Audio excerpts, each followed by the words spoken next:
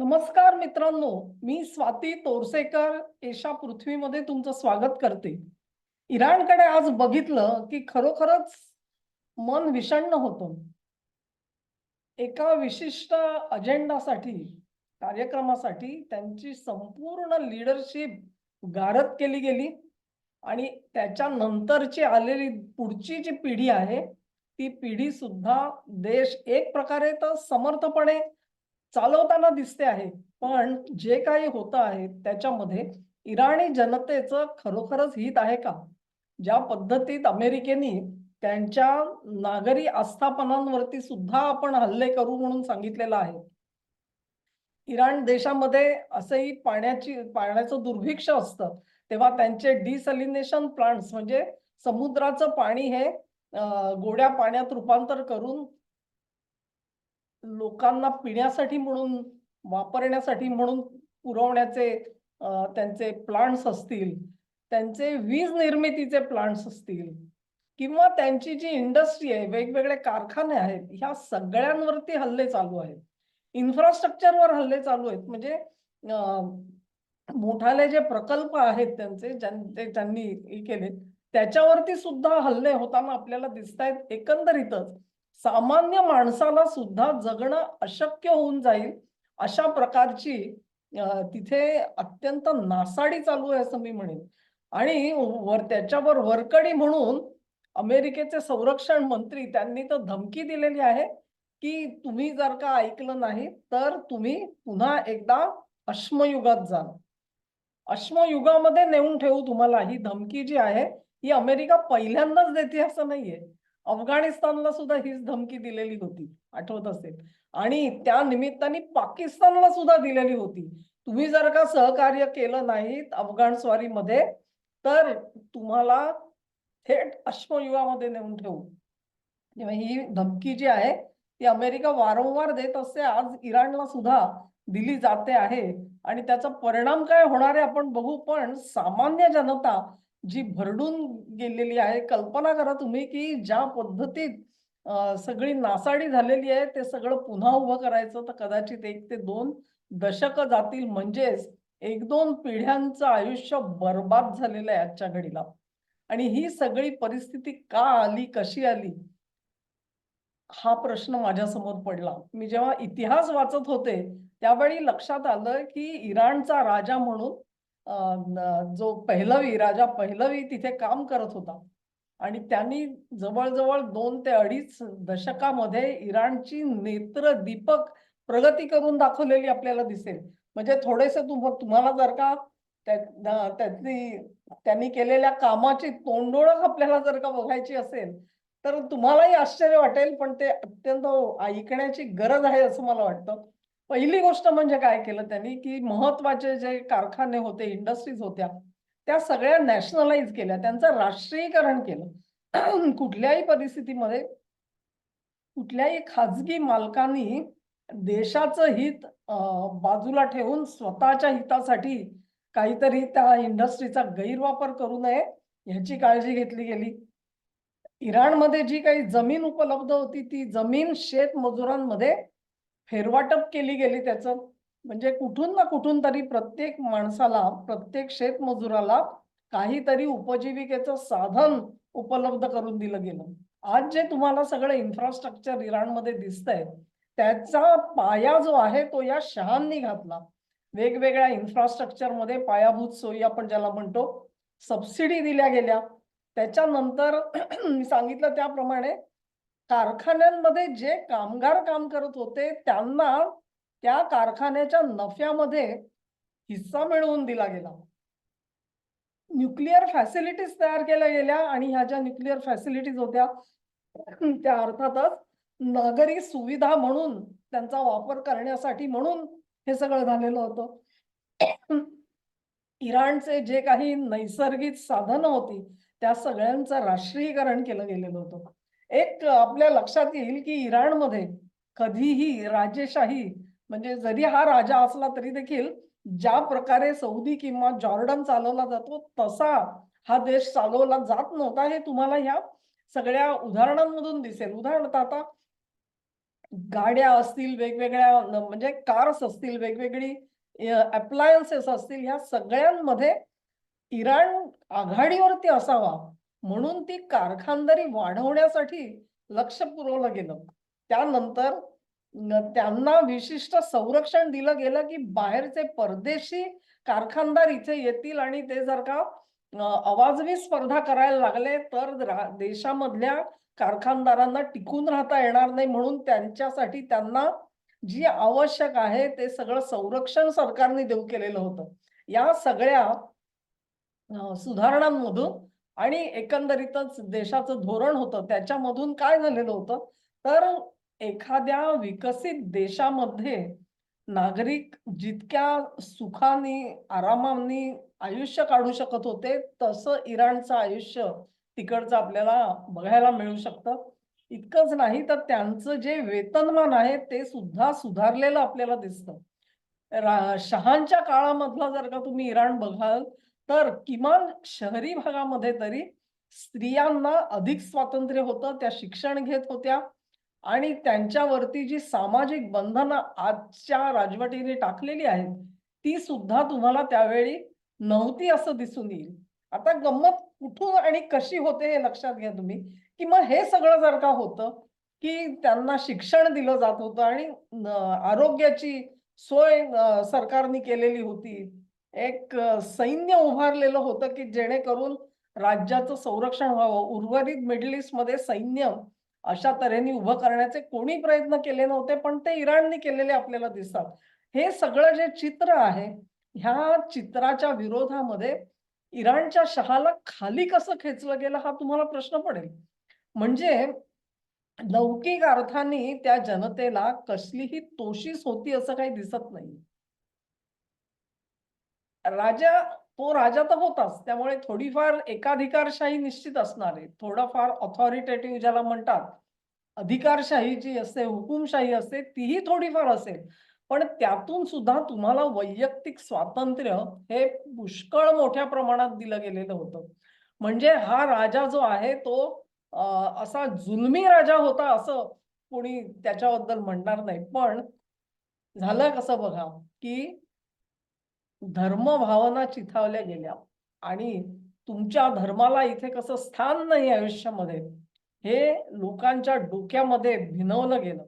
अर्थात अ, धर्मवेडी माणसं जी असतात ती इराणमध्ये सुद्धा होती आणि त्यांना इस्लामचं राज्य हवं होतं. त्यांना हे सगळं सुखासीन आयुष्य आणि हे सगळं या सगळ्याची कोणालाही त्यांना मुळी इच्छाच नव्हती. त्यांच्या दृष्टीने ते शरियाप्रमाणे राज्य चालवणं ही त्यांची प्रायोरिटी होती, प्राथमिकता होती.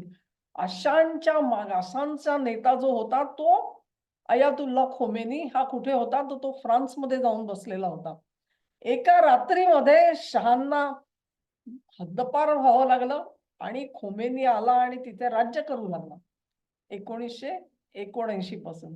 आज कुठे आलेले आहोत आपण बघा. 21 आणि 26 47 वर्षामध्ये इराणची आज अवस्था काय झाली?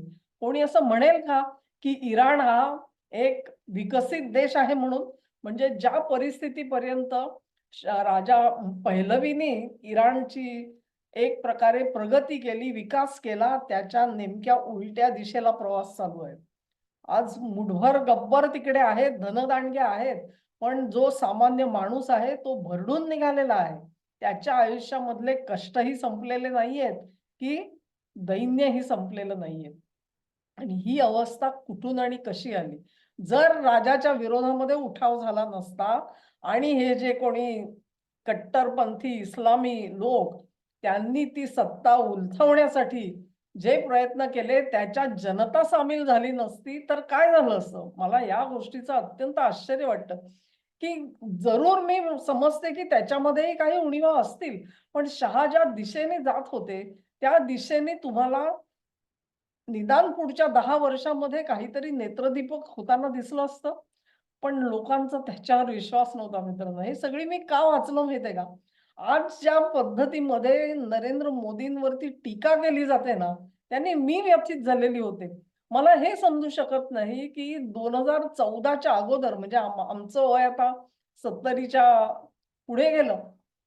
या सगळ्या म्हणजे आम्हाला जाण आली तेव्हापासून मला असा एकही पंतप्रधान आठवत नाही की ज्यांनी देशासाठी इतकं झटून काम केलेलं आहे, प्रामाणिकपणे केलेलं आहे, तळमळीने केलेलं आहे काम, आणि कुठलीही वैयक्तिक स्वार्थाची अपेक्षा न ठेवता. नुसतंच काम केलेलं नाहीये, त्यांनी तुम्हाला रिझल्ट सुद्धा दिलेले आहेत तुमच्या ताब्यामध्ये. हे सगळं होत असताना सुद्धा त्या माणसाला जी टीका सहन करावी लागते, ती बघून मी अचंबित होते. आणि ही टीका जर का त्यांच्या पॉलिटिकल अपोनंट्स म्हणजे राजकीय विरोधकांनी केली असती, तरी मी समजू शकले असते.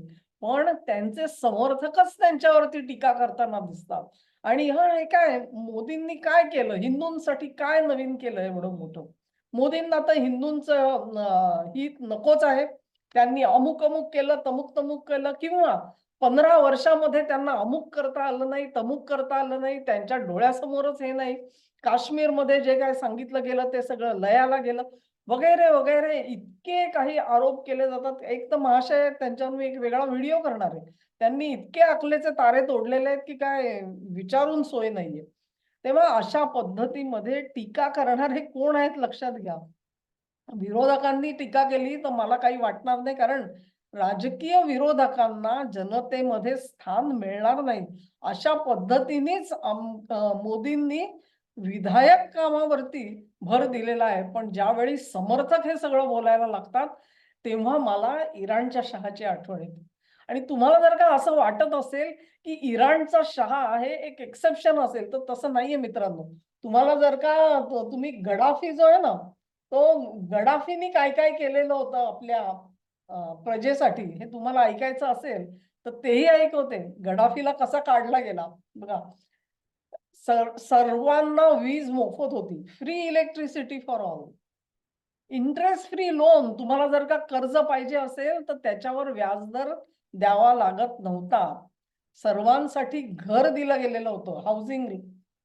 सपोर्ट फॉर न्यूली वेड्स, तुमचं जर का नव्याने लग्न झालेलं असेल तर त्याच्यासाठी सरकारकडून काही विशिष्ट मदत दिली जात होती.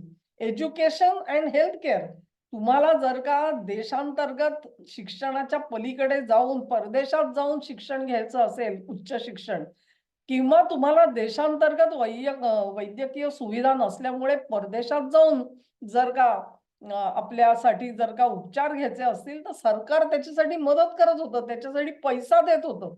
सगळा पैसा देत नसेल, पण थोडा तरी, ज्याला म्हणतो ना आपण, थोडा तरी हात बटाना म्हणतात ना, तसा 25-30% तरी सरकार द्यायला तयार होतं.